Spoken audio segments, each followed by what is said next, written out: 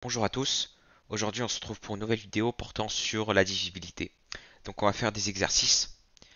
Donc pour pouvoir réfléchir et faire ces exercices, je vous conseille d'aller voir ma dernière vidéo et d'avoir vu le raisonnement par récurrence.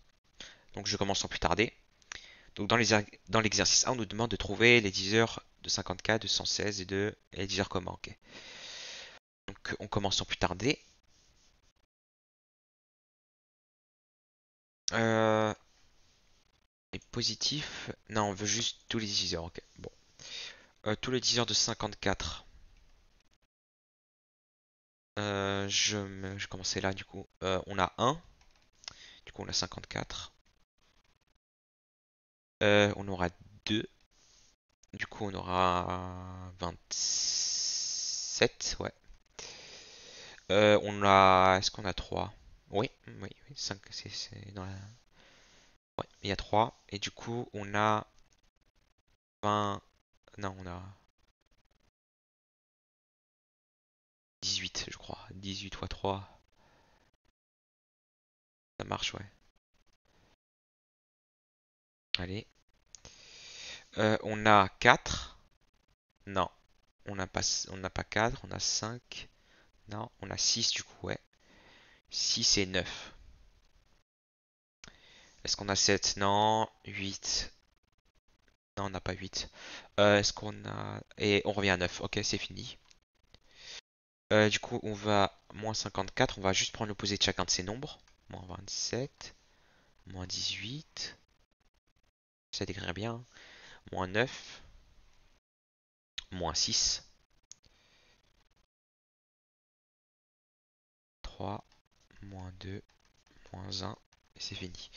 Bon, je vais rendre ça plus joli, hein. Je vais rendre ça un peu plus joli tout de même.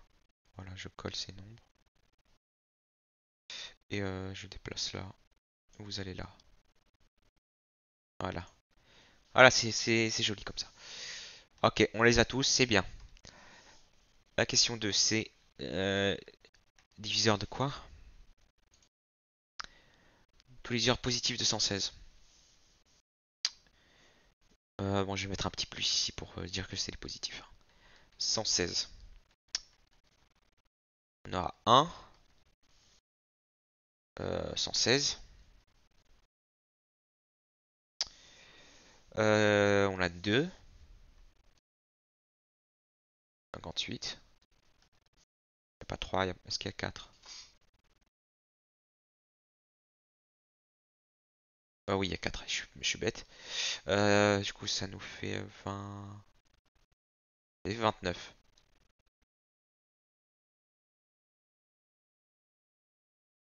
On a table de 6 déjà. Je vais décomposer un facteur premier parce que j'ai peur qu'il y ait un diviseur un peu loin.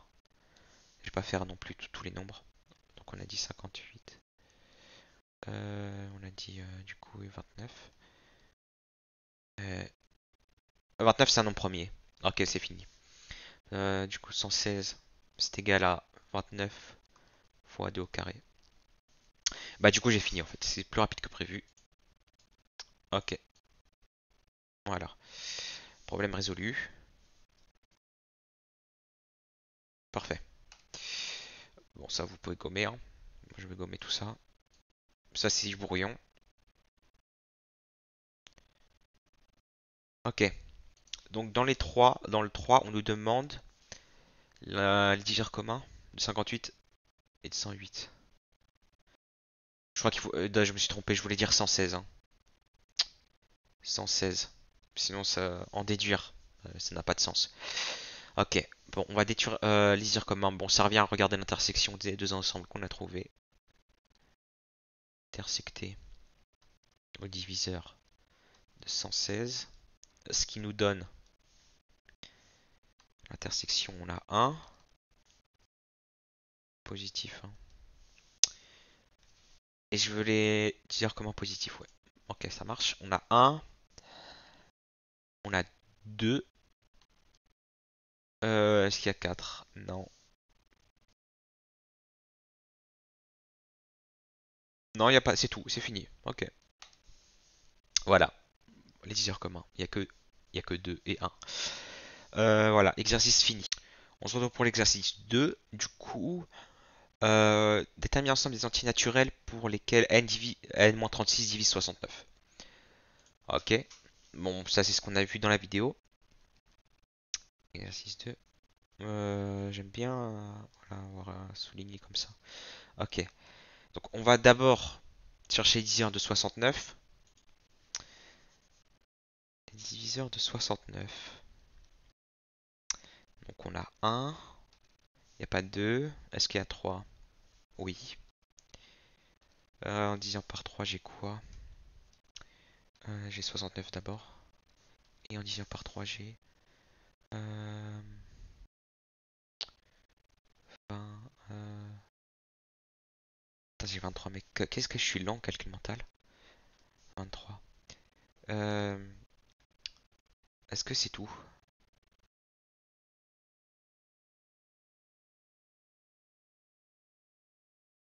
Ouais, j'ai l'impression que c'est tout parce que 23 c'est... Ouais. Donc c'est tout. Je vais juste réarranger un peu le schmilblick. Voilà. Ok, j'ai les 10 heures de 69. Donc, donc on voulait que n-36. Je vais prendre les négatifs aussi parce que je crois que ça marche. Il y aura des négatifs qui vont être solution. Que, autant pour moi. Je suis allé un peu vite en besogne. À toi. Voilà. On va écrire les négatifs. Donc moins 69, moins 23, moins 3 et moins 1. Voilà. Ainsi. Euh, n 36 divise 69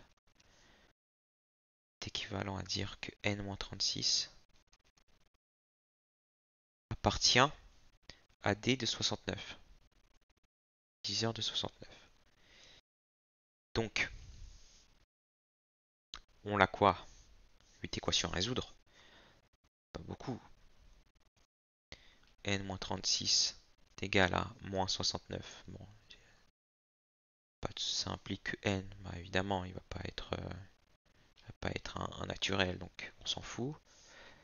n-36 égale à moins 23. Déjà là, on peut parler, hein. Ça va être un naturel. Donc ça, c'est équivalent à dire que n est égal à, je vais plus 36, que n est égal à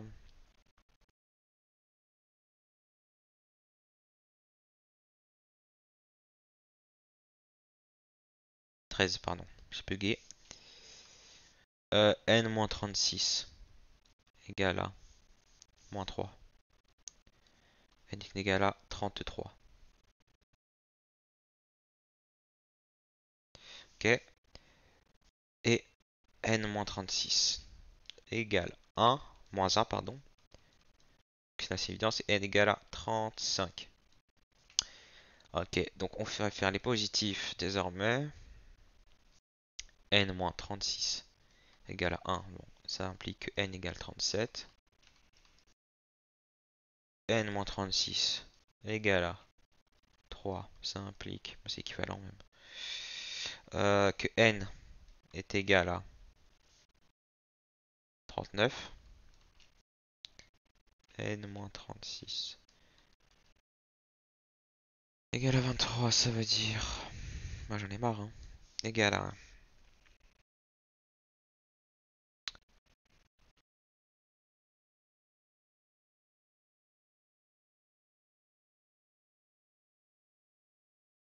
N est égal à 59. N-36 est égal à 69. Allons dire que n égale à 105.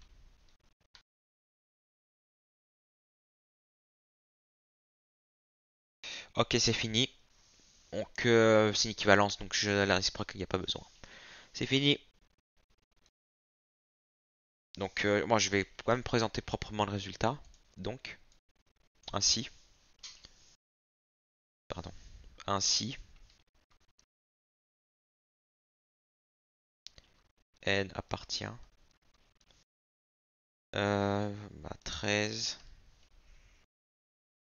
33, 35, 37, 39, 59, 105. Voilà. Question 2. Donc pour la question 2, c'est quoi? C'est 18 divise n plus 10. Entier naturel, ok. Donc pour les entiers, donc on cherche, on veut soit n tel que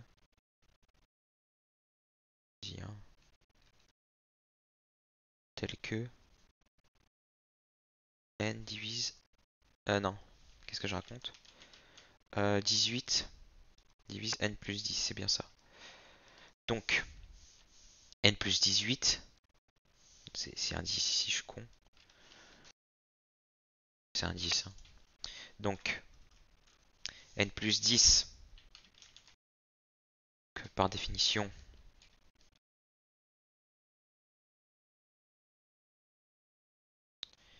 il existe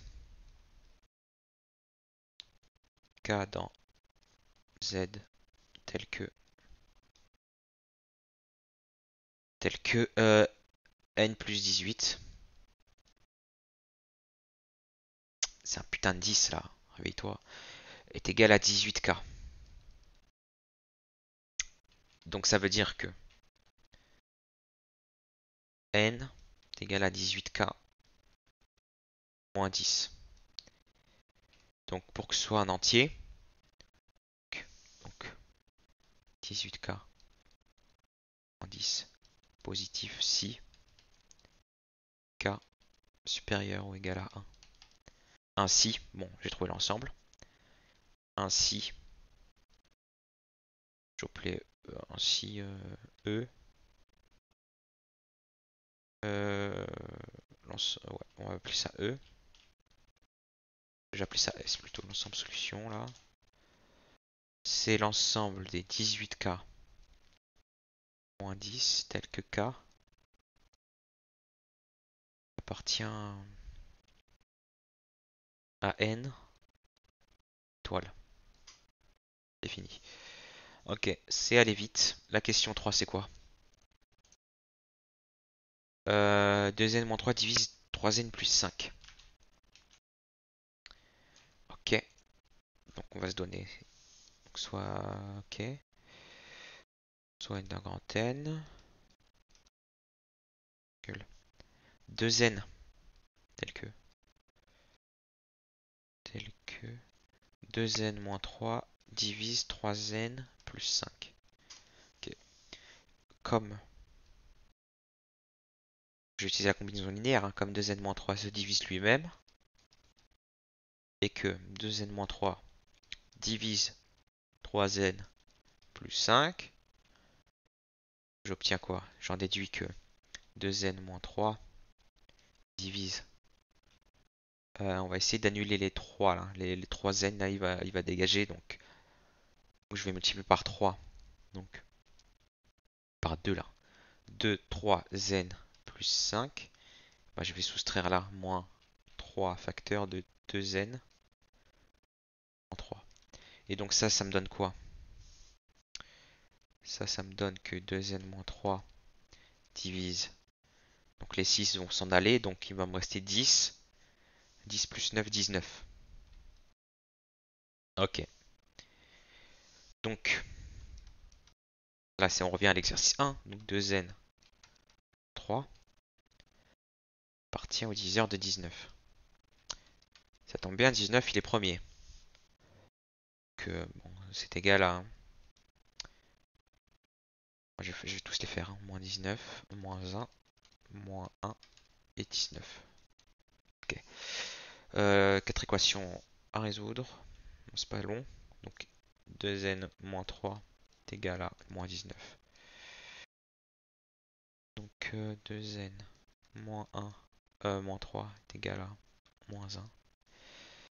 Donc ça implique que quoi? Que 2n il vaut moins 16. Ok, bon, ça fonctionne. 2n est égal à moins 16. Et donc, c'est équivalent. Donc 2n est égal à moins 8. 6 par 2. Ok, donc là on a 2n moins 3 égale moins 1. C'est-à-dire que 2n il vaut quoi? Il vaut 2. Ok, donc n égale à 1. Ok, parfait. Je descends un peu.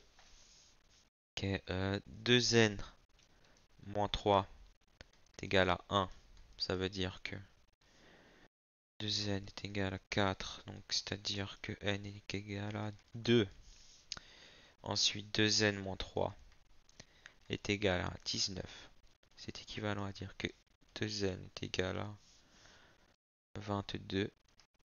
Donc n est égal à 11. Ok, on les a tous. Je dois faire la réciproque. Pourquoi? Parce que là, bon, je peux pas le mettre en rouge ici. Ici, là j'ai une implication. Vous voyez? Quand j'utilise une combinaison linéaire, j'ai qu'une implication. J'ai pas je peux pas revenir en arrière. Donc il faut que je fasse la réciproque. On va vérifier nos solutions. Donc ça y est, j'ai vérifié, hein. Je vous laisse regarder ici. Si n vaut 1, alors là ça vaut moins 1. 2n moins 3 vaut moins 1. Et 3n plus 5 vaut 7. Donc comme moins 1 divise bien 7, c'est n égale à 1, c'est bien une solution. Et ainsi de suite. Si n vaut 11 par exemple, on aura 19 ici. Et, euh, et 3n plus 5 vaudra 33 plus 5, 38. Et 19 ici vient 38. Donc n égale 11 solutions. Et du coup voilà, on a l'ensemble des solutions qui est 1, 2, 11. Voilà pour cet exercice. Le prochain, c'est une récurrence. Ok. Donc c'est parti. Exercice 3.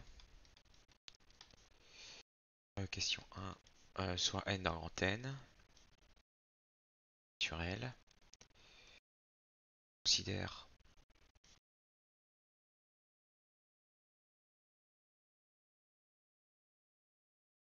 P de n 8. C'est 9. Ouais, divise par 9, donc 9. Divise 10 puissance n moins 1. Tromper n par récurrence. Par récurrence. Ok. J'initialise. Que si n vaut 0, alors 10 puissance 0 moins 1, ça nous fait 0. Et 9 divise 0. Donc, P de 0 est vrai. Voilà, c'est initialisé. Ensuite, soit n d'un grand N. Non, on va supposer. J'aime bien le rédiger comme ça, hein. On suppose Pn vrai pour n. Voilà, j'ai failli écrire une bêtise. On suppose Pn vrai pour n dans grand N arbitrairement fixé. Je sais pas pourquoi je rédigeais une récurrence forte, mais je sais pas. Il n'y avait pas besoin. Et j'aurais dû mettre K si c'était une récurrence forte. Enfin bref. Ok, c'est bon. Ok, donc on va montrer que Pn implique Pn plus 1. Donc par hypothèse de récurrence, on peut écrire que 9 divise 10 puissance n moins 1. Donc, par définition,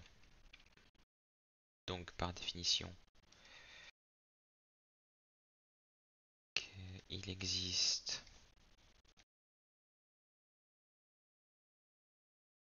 un k dans z tel que 9 tel que 10 puissance n, 1, putain, moins 1 est égal à 9k. Donc je vais multiplier par 10. Donc 10 puissance n plus 1 moins 10 est égal à 9k. Enfin 9 fois 10k. Pas besoin de calculer, hein. Donc ça c'est équivalent à 10 puissance n plus 1 moins 9. Moins 1, pardon. C'est égal à 9 fois 10 puissance k plus 9. J'ai simplement additionné 9 des deux côtés, hein. Donc ça, on a notre forme là qu'on voulait. Et là, on factorise par 9. On va factoriser par 9. 10 puissance n plus 1 moins 1 égale à 9 facteur de 10k. Si.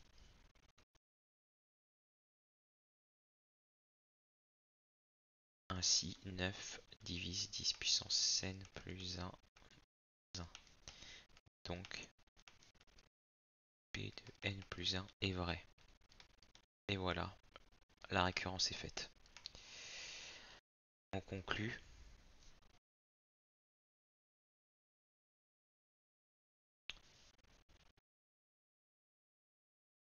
Pour n dans grand n, puissance n moins 1. Voilà, c'est fait. Il y a une méthode plus simple qu'une récurrence, mais pour ça il faut voir les congruences. Donc on y reviendra une fois qu'on aura vu les congruences. Ok, la question 2, c'est du même acabit. 8 divise, oui, c'est du même acabit. Donc on rédige de la même façon. Soit n dans grand N, considère P de n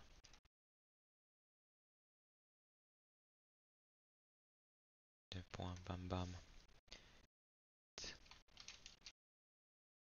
8 divise 3 puissance 2n moins. Ok, montrons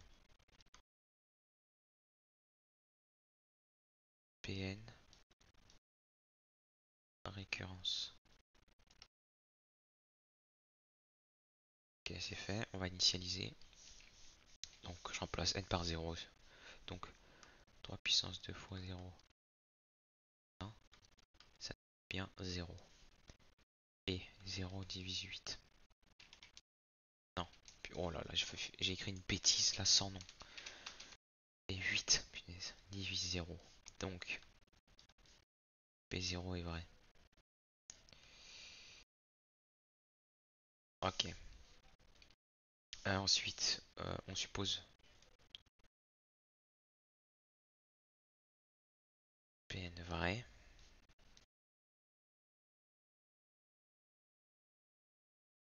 J'écris. Putain, je vais faire un CTRL Z, pas un CTRL. Vrai pour n en grand N arbitrairement fixé.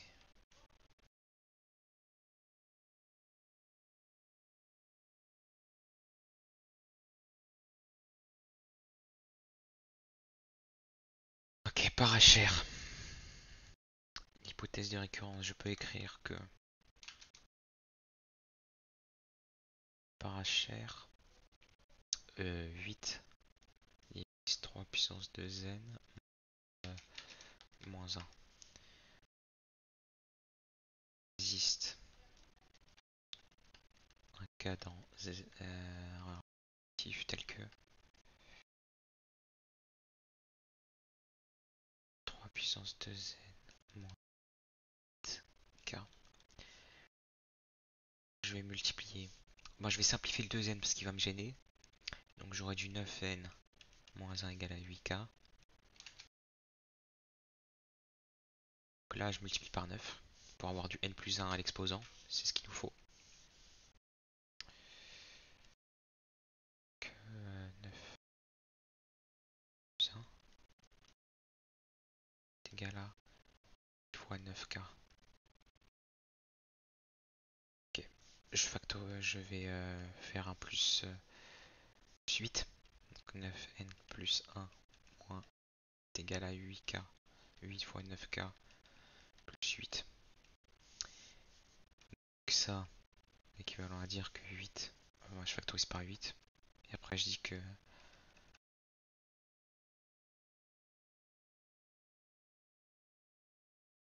donc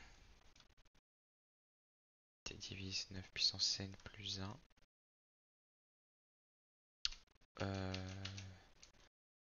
n plus 1 moins 1. Ça c'est égal à 3 facteurs de 2n plus 1 plus 1. Ainsi Pn plus 1 est vrai. On conclut blablabla que c'est vrai pour tout n. On conclut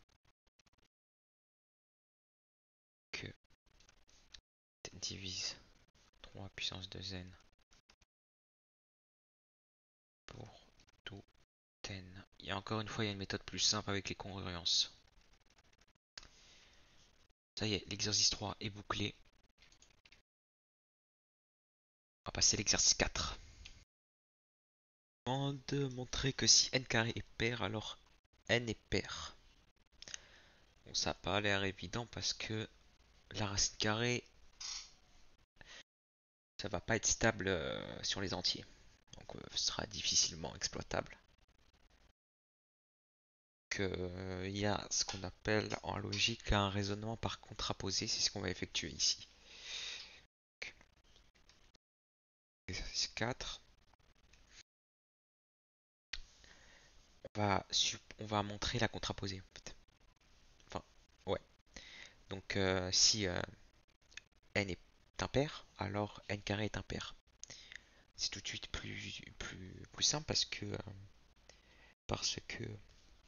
parce qu'on pourra utiliser on pourra passer au carré qui lui est stable sur les entiers.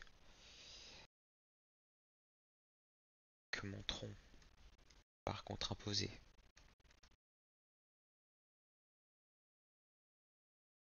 Contraposé. Si montre par contraposé si n carré est pair,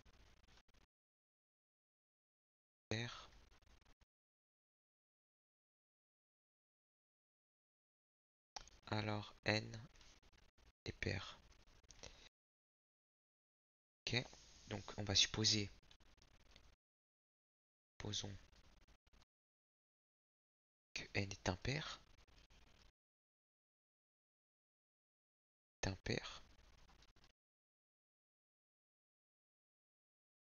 Supposons que n est impair. Montrons que n carré est impair. C'est équivalent en fait. Ça, voilà, cet énoncé-là et cet énoncé-là, ils sont équivalents. Voilà. Du coup, soit n entier, même dans Z, hein, un entier impair.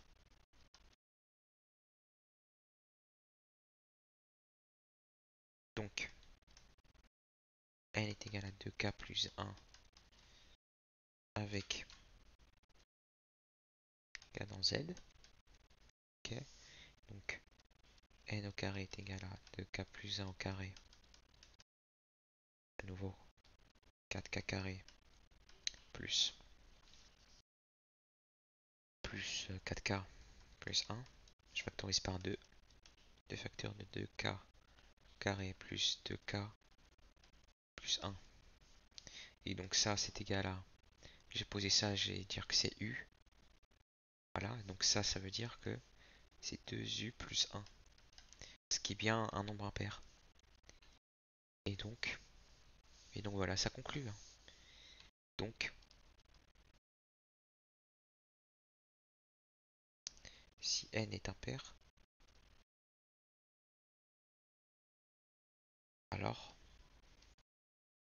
n carré est impair.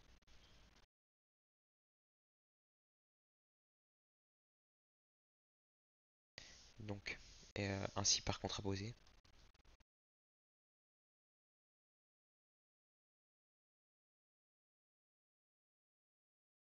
Si n carré est pair, n est pair. Voilà, c'est fait. Exercice 4 résolu. Ensuite, le 5, c'est un vrai faux. Ouais, un vrai faux, c'est parti. Exercice 5, 2, 3, 4, 5. Justifié.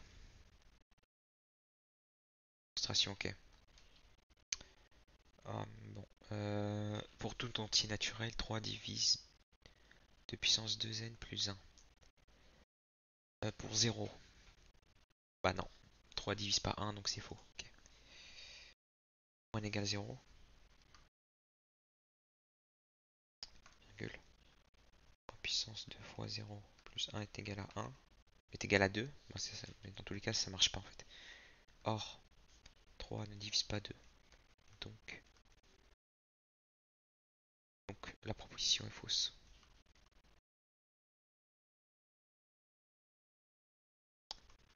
Voilà, ça va aller vite là. Ok. La question 2.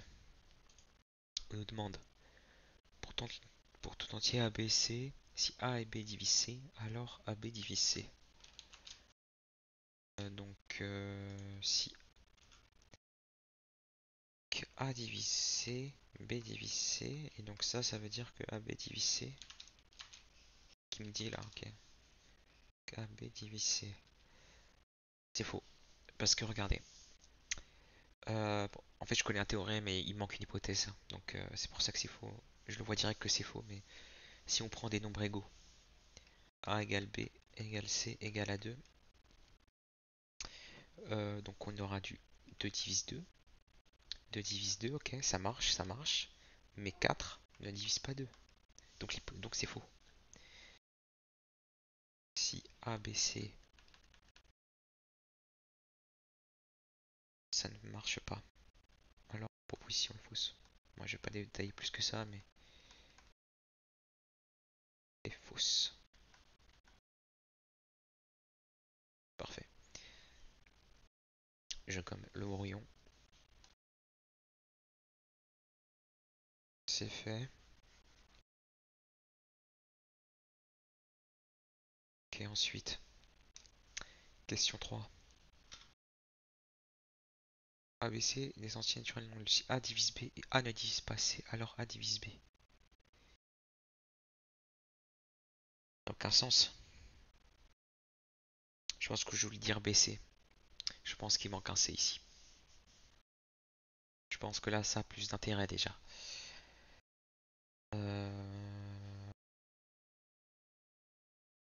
Bah c'est faux en fait. Ça reste faux, hein. Parce que regardez. A divise B, A ne divise pas C. Donc là, il veut montrer que A divise BC si je comprends bien.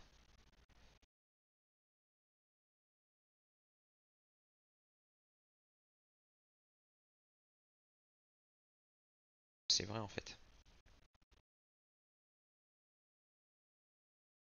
C'est vrai. Donc, ouais, c'est vrai, pardon. Tant pour moi. Mon intuition était fausse. Ah, c'est vrai. Je vais gommer ici parce qu'il me faut de la place. C'est A, B, C, des relatifs.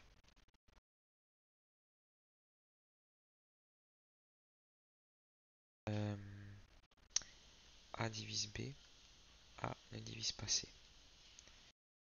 B est égal à AK. C est différent de AK. Donc BC du coup, c'est égal à AK. On va mettre du coup, AKC en fait. Bah c'est fini. Donc A divise BC. Voilà. c'est vrai. C'est assez simple en fait. Pas besoin de ça en fait. Voilà, c'est fini. C'est vrai. Je vais pas détailler. Je suis un peu fatigué là, donc je vais mettre vrai tout simplement.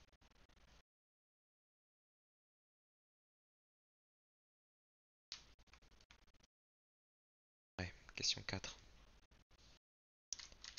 Question 4, c'est quoi? Question 4, 8 divise n carré moins 1. 8 divise n carré moins 1. Ok, on va essayer. Si n vaut 0, ça marche pas. Impair. Ah ok, impair, pardon. Bah, je pense que c'est vrai. Soit n impair.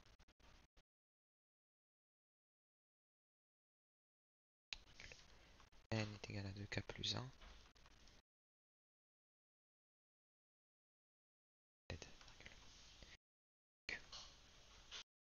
Carré moins 1, ça nous fait du 2k carré moins 1.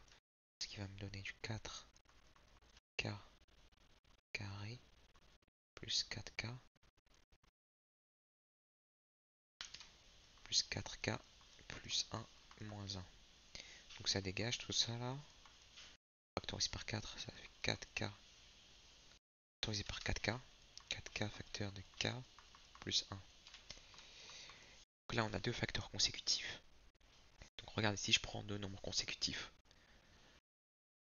1 et 2, non, on va faire, je vais prendre des nombres, voilà, 52, 53. Donc, il y aura toujours un nombre pair en fait. Je vais prendre 12, 13. Je vais prendre 13, 14.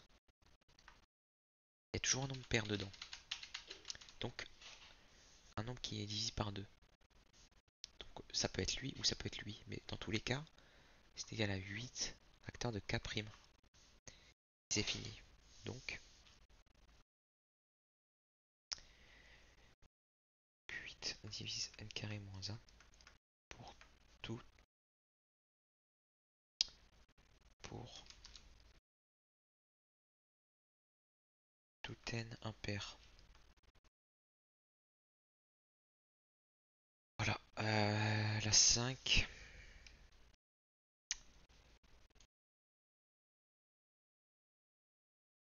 Ah oui, je le ferai pas. Je le ferai pas tout de suite. Dans une prochaine vidéo. La vidéo est longue là, je suis fatigué donc je vais pas le faire. À vous de chercher. Je le ferai dans une prochaine vidéo lui. J'ai la flemme. Ensuite, question 6. On nous demande d'écrire un algorithme Python ou pseudocode qui renvoie une liste de tous les diviseurs positifs d'un nombre.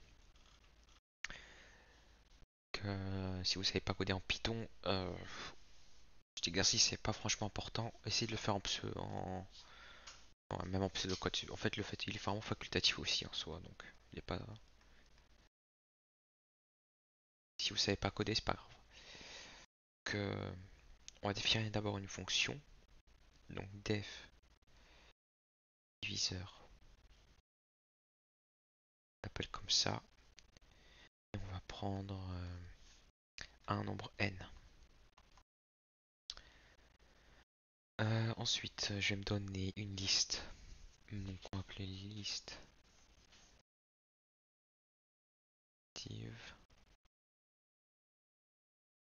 Liste div, ce sera la liste vide. Ensuite, je vais regarder si tous les nombres avant n est un diviseur de n. En fait, on va lister comme quand on fait à main levée là, mais on va lister en fait, on va regarder tous les nombres avant n et on vérifiera s'ils sont diviseurs de n. Donc, pour ça, je vais faire une boucle for i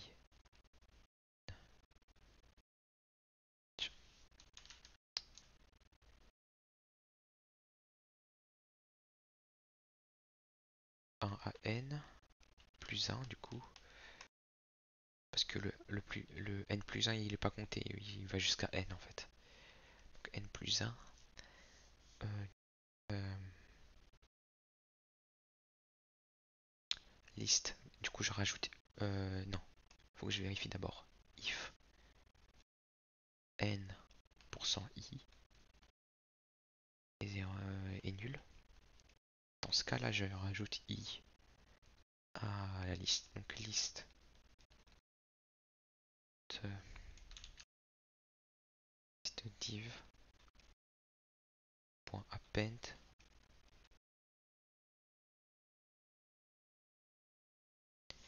Et donc là, je return cette liste. Return list div. Je vais prendre un entier n qui me sera que je taperai au clavier, donc int put,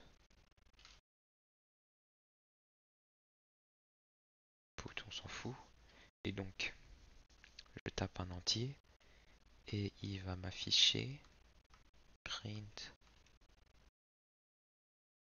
print diviseur de mon nombre que j'ai choisi.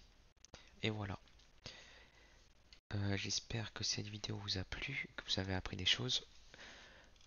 Je ferai pas l'exercice 7 et la question 5 là du 5, je la ferai pas. Et l'exercice 7, je le ferai pas non plus tout de suite. Parce qu'ils sont un peu longs et la vidéo est déjà assez longue comme ça, donc je vais vous laisser. Bonne soirée.